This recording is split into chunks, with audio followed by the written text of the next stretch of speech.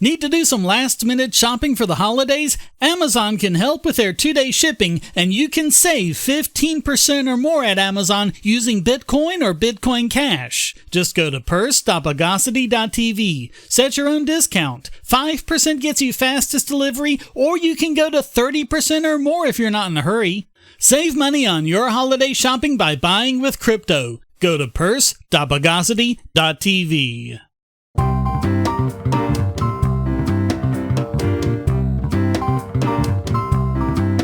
Welcome to the Bogosity podcast for the week of December 9th, 2018, the podcast that fishes in a watermelon patch.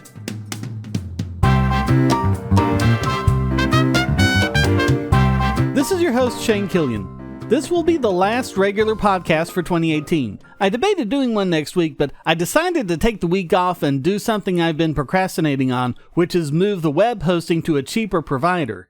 I'm not sure how long this will take, and hopefully this can be done without any interruption of service, but I have several websites that need to be moved, so it'll take some time. So we'll see you all around the new year for the 2018 year in review and announce the 2018 Idiot of the Year. But for now, let's auto-rotate the news of the bogus. And apparently the hackers are wanting to get their work all caught up on before the holidays because we've seen several fairly major breaches affecting millions of users. The biggest one being over 500,000 Marriott customers in the third biggest data breach ever, the first two both being breaches of Yahoo. Now this isn't all of Marriott, it isn't Courtyard or any of those others, it's just the Starwood hotels. But I say it's just Starwood. That includes hotel chains like Sheraton, Four Points, Westin, and several others, so this is not a small thing. Apparently, hackers got into Starwood back in 2014, 2 years before being acquired by Marriott, without being detected, and continued to go undetected for another 2 years. Without getting into the technical details, there are a lot of things that members of the public can learn from all of this, as detailed by Brian Krebs on his blog, Krebs on Security. Anytime we see such a colossal intrusion go undetected for so long, the ultimate cause is usually a failure to adopt the most important principle in cybersecurity defense that applies to both corporations and consumers. Assume you are compromised. Now, he has advice for companies, but I don't think I have too many listeners who run enterprise networks, so I'll skip to his advice for individuals. Reality number 1. Bad guys already have access to personal data, including your credit card information, social security number, mother's maiden name, date of birth, address, previous address, phone number, and yes, even your credit file.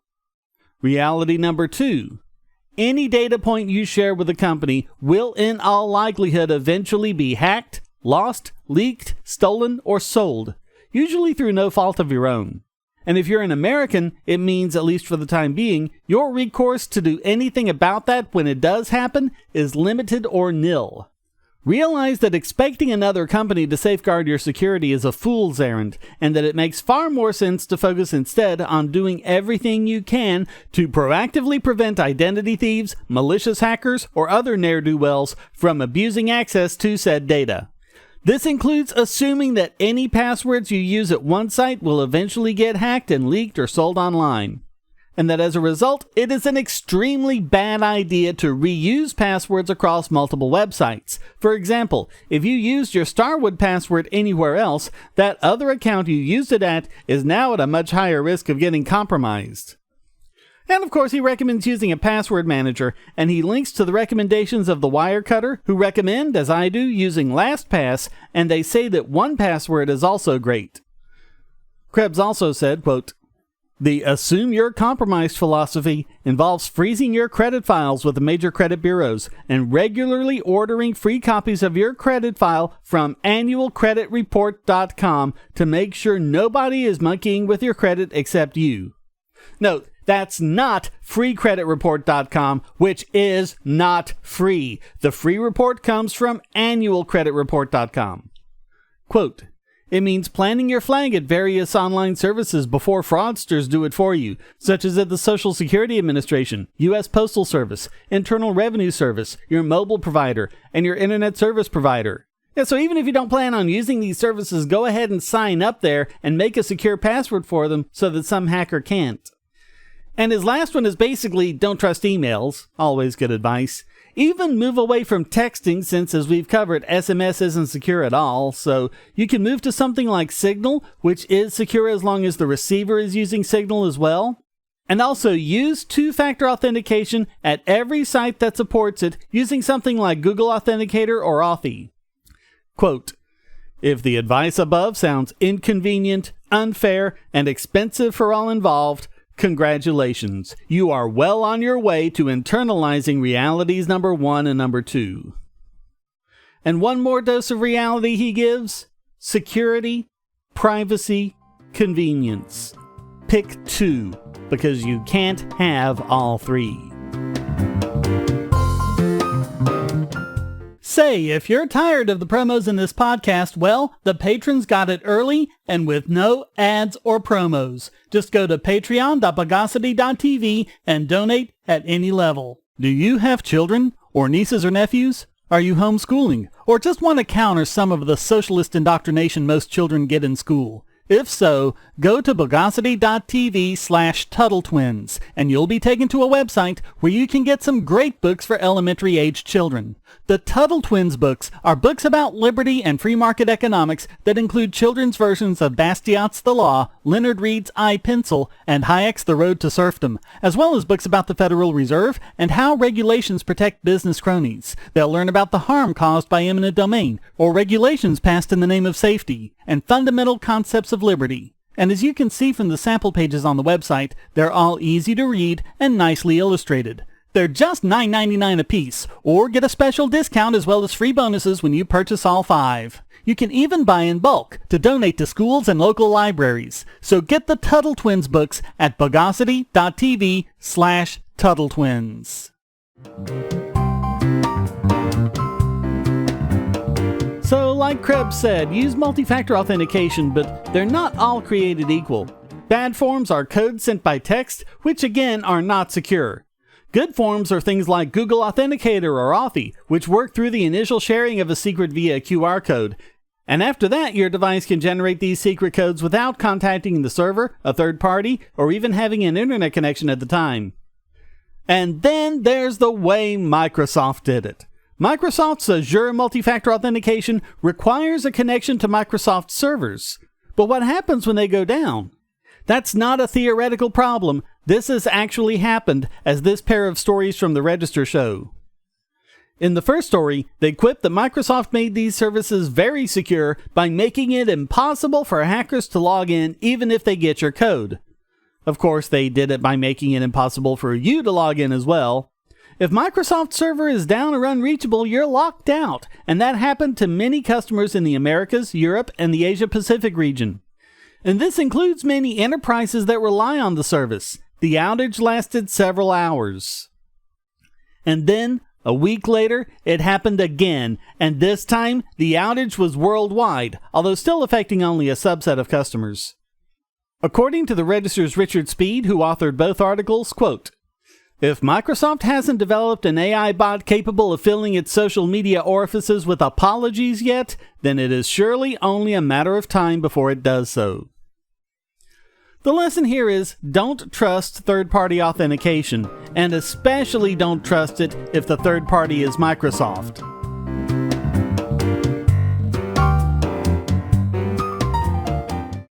If you're on the Wi-Fi in a coffee shop or hotel, anyone on that network can get your traffic. Do you really trust all of those strangers? For that matter, do you really trust your ISP? A VPN can protect you from prying eyes, disguise your location, and even foil government censors. It's essential in this day and age, so go to vpn.bogosity.tv and you'll be taken to BoxPN. Starting at just $2.99 a month, you can get unlimited high-speed connections to VPN servers all over the world, and they don't log connections, so your privacy is assured. Traveling abroad, just VPN home, and don't worry about what those other governments are doing. Back at home, stop your ISP from traffic shaping and messing with the quality internet access you're paying good money for. You can connect from multiple machines at once, including your smartphone or tablet, and it supports all the secure standards, including OpenVPN and SSTP. Bypass censors and surveillance with your own secure VPN connection. Go to vpn.bogosity.tv.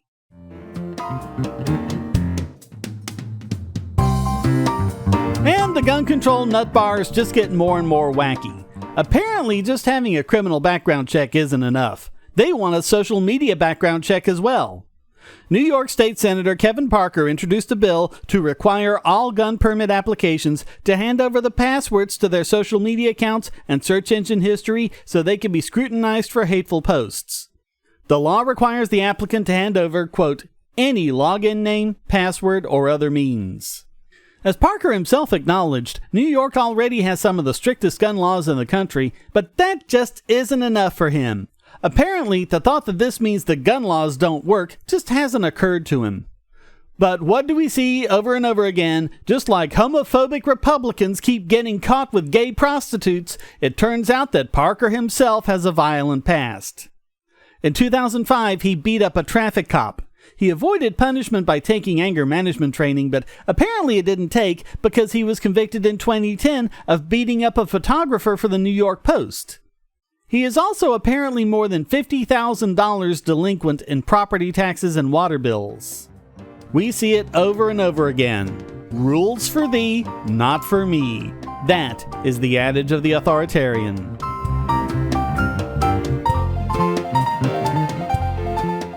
We live in a world where light bulbs connect to the internet, and recent attacks on them prove that your online security is under threat like never before. Not only your websites, but the internet-enabled devices you buy. And the biggest problem is weak passwords. That's why you need LastPass. LastPass allows you to randomly generate strong, unique passwords on the web and on your internet-enabled devices, all protected by one master password.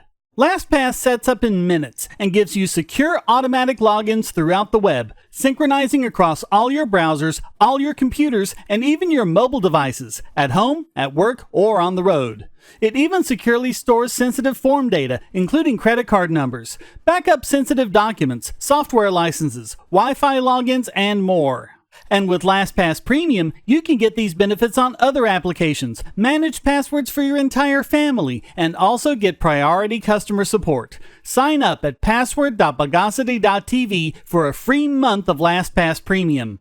Log in securely everywhere using the last password you'll ever have to remember. Go to password.bogosity.tv and get LastPass now. And now it's time to dehydrochlorinate this week's biggest bogon emitter. And this week it goes to The Guardian for continuing the tradition of the news media to never let a good scandal go to waste. This time, they opportunistically used the Paul Manafort scandal to bogusly try and link him to Julian Assange. Manafort is under investigation for possible collusion with the Russian government to manipulate the 2016 election, blah blah blah. Several times it's been claimed that he met with the WikiLeaks founder at the Ecuadorian embassy about the matter as well, and each time it's been shown to be completely unfounded. Both WikiLeaks and Manafort separately claim they're preparing to sue The Guardian over the matter.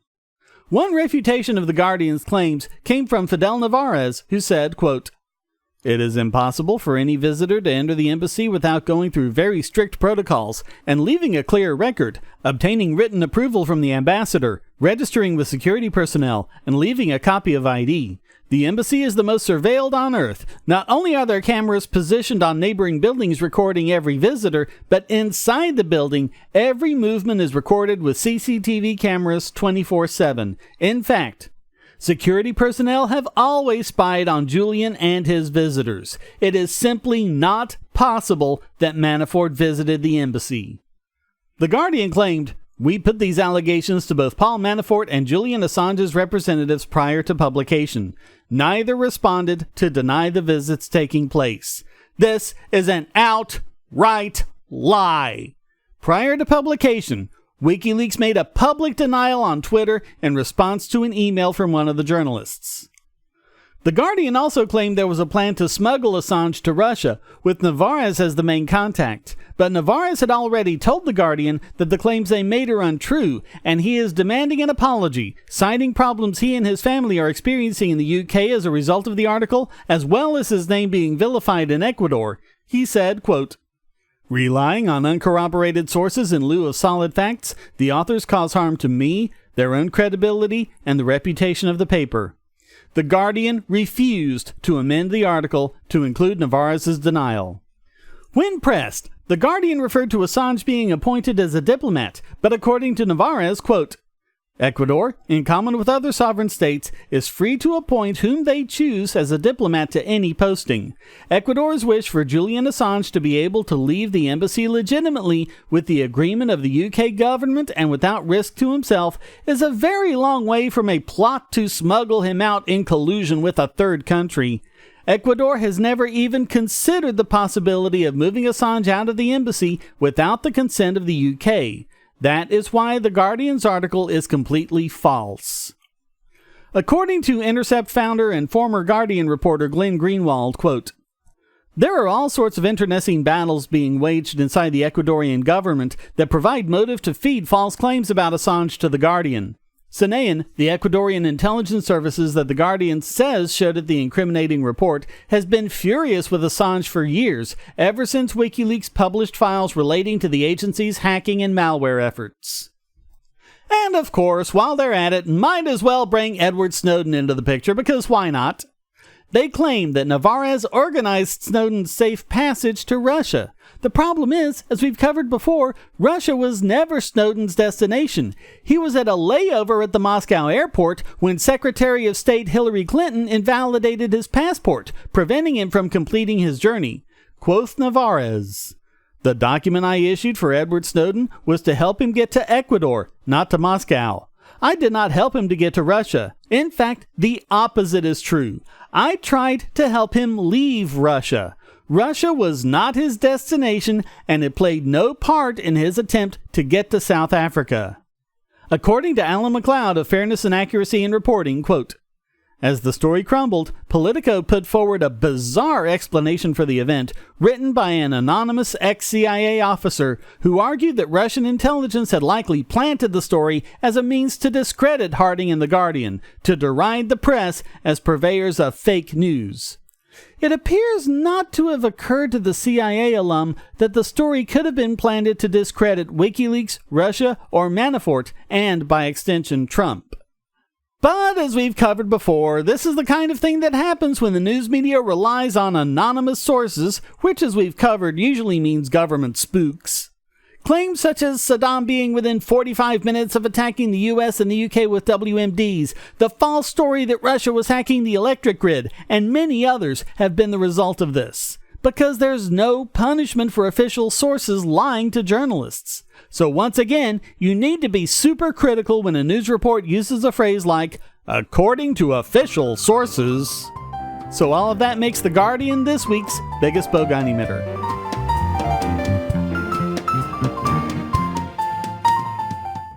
If you're going to shop online, use our special links to shop at Amazon. Clear your cookies and go to amazon.bogosity.tv, and you won't pay a penny more for your purchase. If you haven't used the mobile app in the last 12 months, or even at all, go to get5.bogosity.tv on your phone or tablet and get $5 off your order of $10 or more. Go to prime.bogosity.tv for a free 30-day trial of Amazon Prime and enjoy thousands of movies and TV episodes, borrowed Kindle books, and get unlimited 2-day shipping for free. And speaking of Kindle, go to kindle.bogosity.tv for a 30-day free trial to Kindle Unlimited, read over 1 million books, and listen to thousands of audiobooks on any device. You can go to music.bogosity.tv and get a free 30-day trial of Amazon Music Unlimited with access to Amazon's entire library of 10 million songs, ad-free and with unlimited skips, and even download to listen offline. All great ways to help this podcast simply by shopping at Amazon.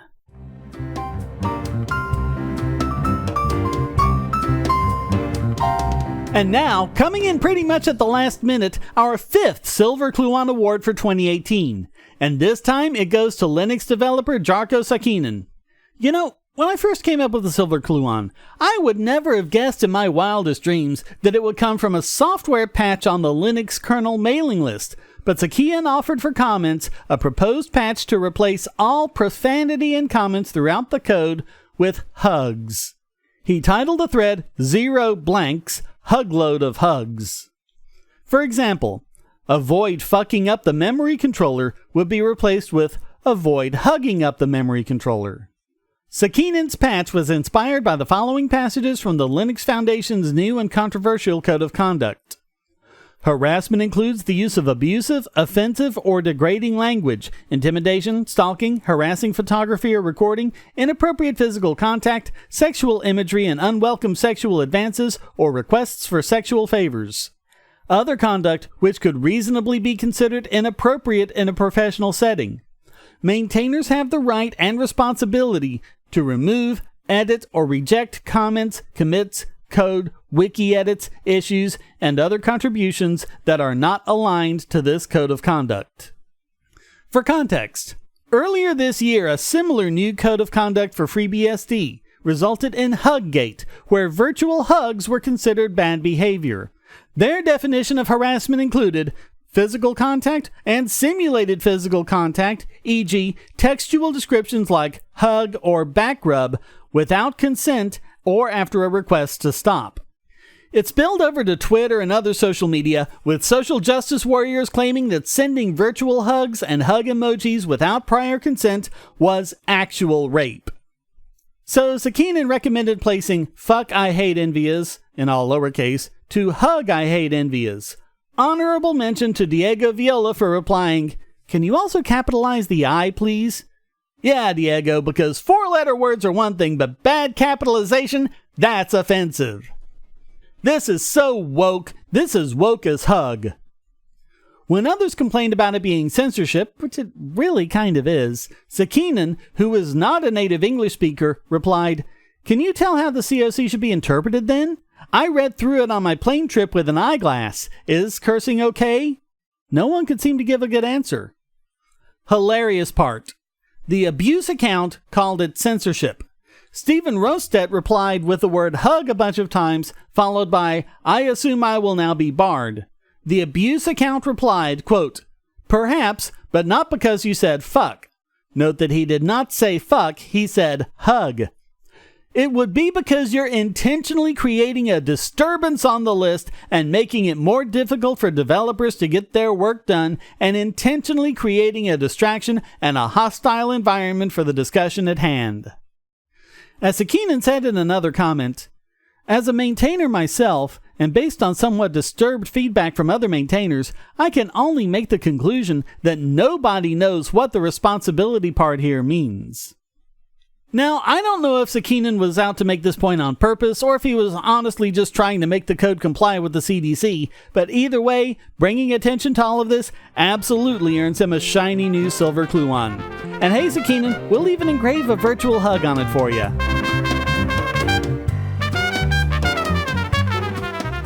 You can now get 2 free audiobook downloads and a 30-day free trial at audible.bogosity.tv. Your choice from the world's largest selection of over 180,000 digital audiobooks and spoken word content for your iOS or Android device, Kindle, or MP3 player. Go to audible.bogosity.tv now.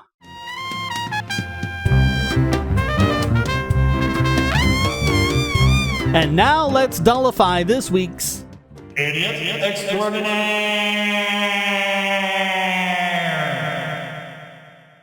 And this week it goes to U.S. Senator Mazie Hirono for claiming that the reason Democrats don't connect with voters is because Democrats are just so smart. Quote, "One of the things that we Democrats have a really hard time is connecting to people's hearts instead of here," points at Brain. "We're really good at shoving out all the information that touch people here," points at Brain, "but not here," points at Heart. Are you hugging kidding me? When do Democrats do anything but try to strike at people's emotions? If it weren't for arguments that boil down to nothing more than "my feels," you wouldn't have any arguments to make at all. I've been saying at all our Senate Democratic retreats, we need to speak to the heart. Not in a manipulative way, not in a way that brings forth everybody's fears and resentments, but truly to speak to the hearts so that people know that we're actually on their side. Yeah, but you really aren't, are you? If you were, you'd give up all of these mercantilist, neocon, and eugenicist policies. When you have a really hard time doing that, and one of the reasons that was shown to me at one of our retreats was that we Democrats know so much, that is true. We have to kind of tell everyone how smart we are, and so we have a tendency to be very left-brain. Clue, if you really were smart, you wouldn't have to tell people you were smart. In fact, the smarter you are, the less likely you are to talk about how smart you are with others. Saying how smart you are is a sign that you're not smart. You're just too stupid to know how stupid you really are. Also relevant is the idea that the smarter you are, the less confident you tend to be that you're correct. This is more a sign of someone being mollycoddled her whole life and told she's really so super smart than someone who's actually put in the work to test their intellect and use it to its full potential. I mean, there are only so many decades that you can ignore libertarians giving intellectual refutations of your points and policies before you really can't claim to be intellectual anymore. There's also that oft-mentioned survey of the 999 Society showing that their members tend to be far more libertarian and far less progressive than the public as a whole. Of course, that really isn't the scary part. The scary part is people like the Clintons who clearly do have a superior intellect but do this crap anyway. That means they're doing it on purpose, when they know they're wrong and they don't care because pushing their agenda is more important to them than the truth. No, this is just another indication of the narcissism that permeates politicians, news pundits, and other authoritarians. And the complete lack of self-awareness earns Mazie Hirono this week's Idiot Extraordinaire. Well, that wraps up this, but that's not what I came to tell you about edition of the Bogosity podcast.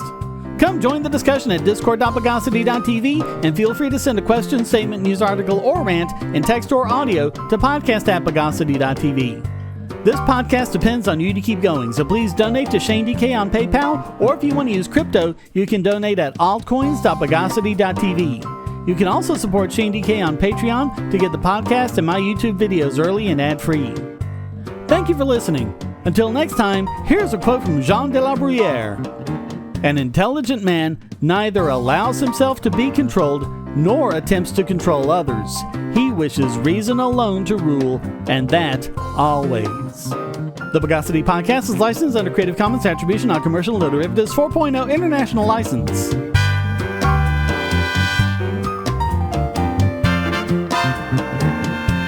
Bogosity.